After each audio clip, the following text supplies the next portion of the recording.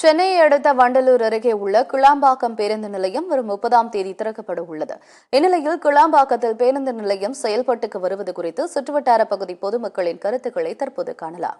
கிளாம்பாக்கத்தில் அமைக்கப்பட்டிருக்க இந்த பேருந்து நிலையமானது இந்த பகுதியில் உள்ள மக்களுக்கு வரப்பிரசாதமாக அமைந்துள்ளது. இது போக்குவரத்து நெரிசலை மிகவும் குறைக்க ஏற்பாடு செய்யப்பட்டுள்ளது.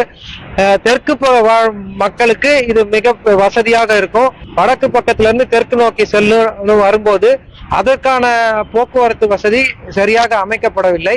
ஏற்கனவே கிளாம்பாக்கம் ரயில் நிலையத்துக்கு அப்ரூவல் கொடுத்திருக்காங்க. அதை உடனடியா முடிக்கிறதுக்கான ஏற்பாடு பண்ணணும். ஃபீடர் சர்வீஸ் பஸ்ஸஸ் கொடுத்து ஏற்பாடு செய்தாங்கன்னா வருகின்ற மக்களுக்கு வசதியாக இருக்கும். கிட்டத்தட்ட 80 ஏக்கர் நிலப்பரப்புல சர்வதேச தரத்திற்கு எல்லா ஊடகத்துல வாயிலாகவும் நம்ம பார்த்துருக்கோம், செஞ்சிருக்காங்க. 80 ஏக்கர் நிலப்பரப்புல கிட்டத்தட்ட 400 கோடி ரூபாய் செலவுல பண்ணியிருக்காங்க.